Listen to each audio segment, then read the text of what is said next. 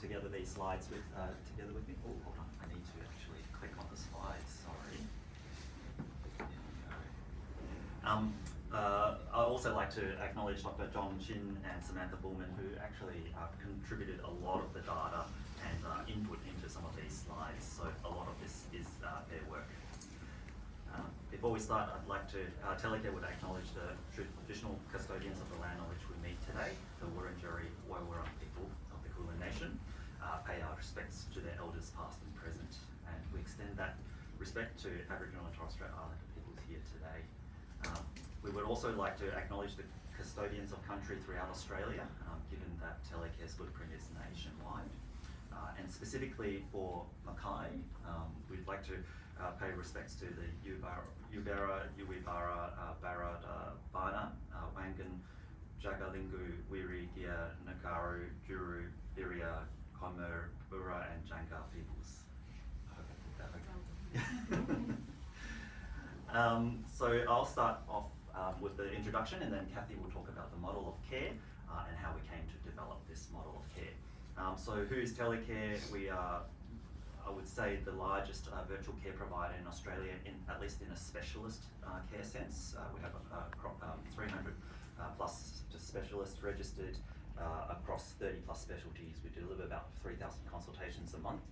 We provide a variety of public hospital services, so we're about 50-50 in terms of private versus public hospital partnerships, where we provide virtual inpatient, virtual outpatient, remote reporting, which we're talking in this presentation today, and unique to Telecare, we actually develop our own technology stack, so we've got in-house IT. We're 27001, which is the kind of information security standard, 9001, which is the quality management systems standard. We're undergoing the National Safety and Quality in Digital Mental Health standards as well, and we were the only private provider to trial the virtual care standards from the ACS QHC. So Telecare, with a lot of our models, actually partner directly with health services. So essentially, we're often invited to co-design a model of care that there's a pressing need for. So generally, a lot of these novel models of care are a collaboration, a true collaboration and partnership between public health services and Telecare. So I think Kathy will really speak to that today and the experience that we gained from co-designing these services. The background problem, I suppose, that we're aiming to address is the inequity in rural diagnostics, essentially. So there are 7.3 million Australians living in rural and remote and regional areas, but there are certainly limitations to some of the more advanced diagnostic tests. So routinely, patients might have to travel from Mackay to Brisbane to access PillCam. There are private services in Townsville as well, but realistically, Brisbane is actually the most likely place that they would have to travel to. So that's about 1,000 kilometres of travel by road, I guess.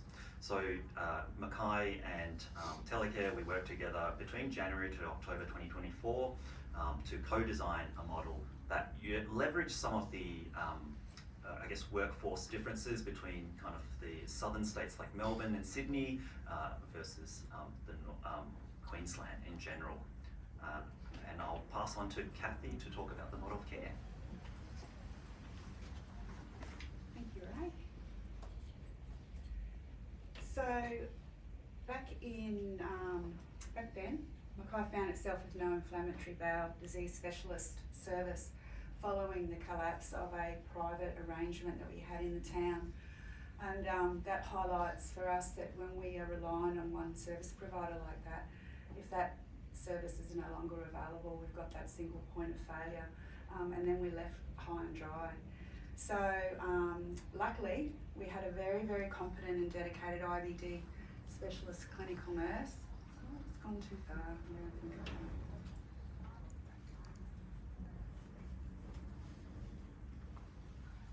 Yes. So sorry about that.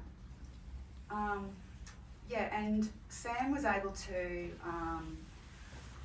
service the patients on our IBD wait list reasonably well, but she was really struggling because she didn't have any access to any specialist support.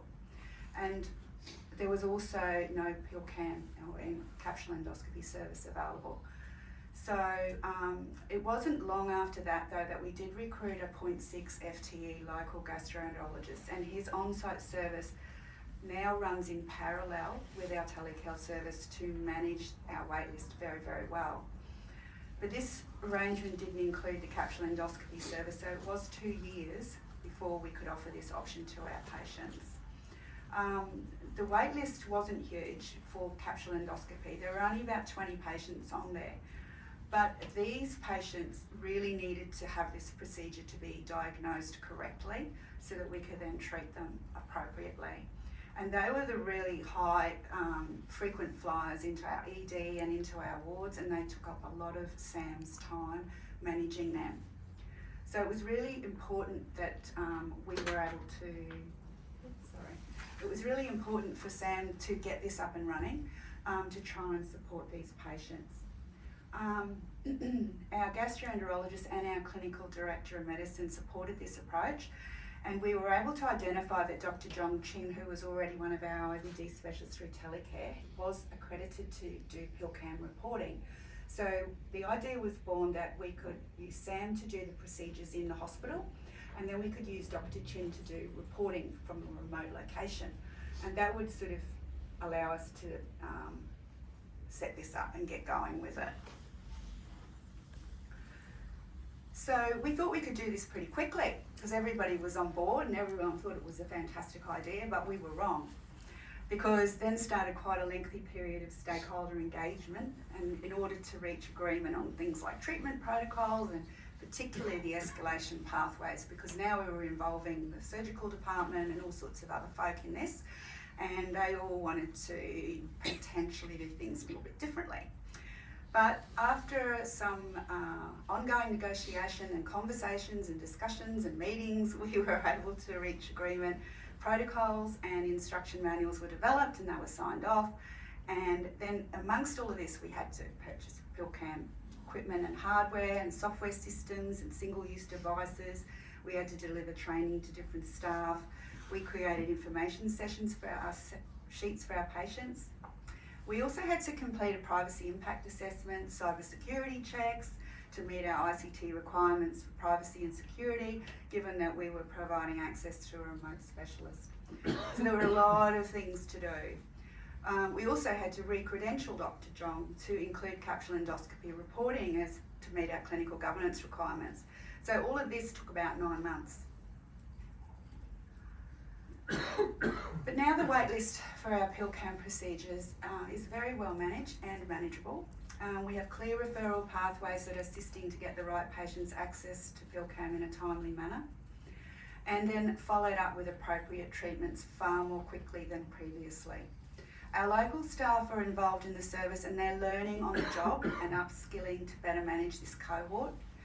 And having access remotely means that Dr. John can, specialist, he can do this from anywhere, anytime, with the potential to scale it up to our hospitals in potentially Bowen and Proserpine. And to the results. Thanks, Kathy. So I'll talk through the results. As Kathy mentioned, the waitlist is now managed quite well, and so essentially the current waitlist is more dependent on the patient's availability, actually, than the clinician's availability or SAM, the clinical nurse consultant's availability.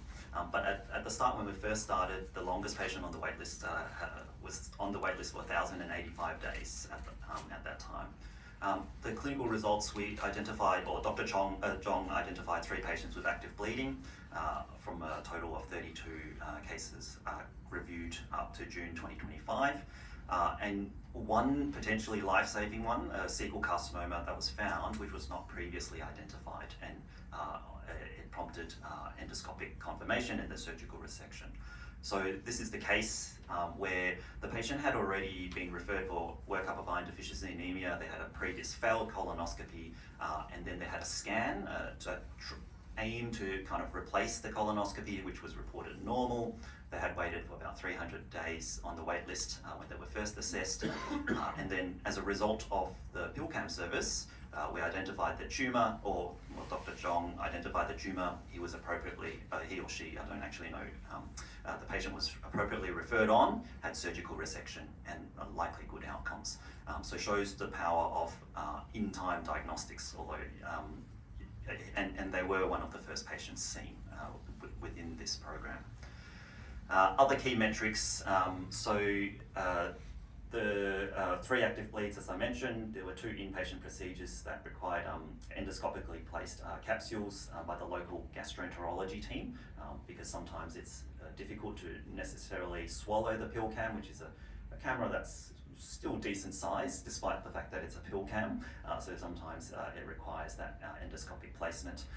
Lots of different types of pathology seen. I won't go through too much, but the interventions, the confirmed cecal carcinoma, there are interventions that patients had to be referred for to the Royal Brisbane, and also there was one patient who declined to be transferred, but that's with informed consent. So that's Sam's quote there. I won't read through it too much. I'm aware of the time. But basically, 100% of the patients rated the overall experience as good or excellent. There were 85% of patients that rated the communication and follow-up of results as good or excellent. So there were some that weren't entirely happy, but that's to be expected.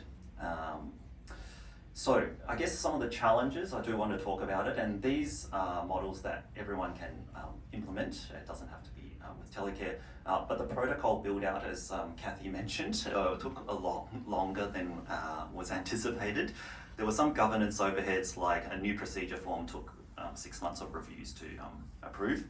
And then there's some downstream things that maybe when we first started hadn't thought about, like what do we do if we find something? Essentially. But on the back of this successful remote reporting program, my understanding is the Mackay gastroenterologists are going to upskill so that they can do the push enteroscopy, which is the treatment for small bowel bleeds, kind of in-house, and hopefully that will smooth the process even more. So in conclusion, we were able to do all this remotely and build advanced endoscopy, essentially, capability locally, or advanced PillCam reporting locally via remote reporting, and then hopefully in the future we have local advanced endoscopy expertise to intervene on what's found on the PillCam. There is still a piece around socialising that this service is now available, because a lot of GPs in the area don't know that all of a sudden we can actually refer for these investigations after patients have had their gastroscopy or colonoscopy and they need the further capsule endoscopy. And then I guess the escalation pathway for HIC is really important for anyone who does want to implement something like this, to ensure that there is an appropriate escalation pathway. So if you've got any questions, feel free to email me. Thanks very much.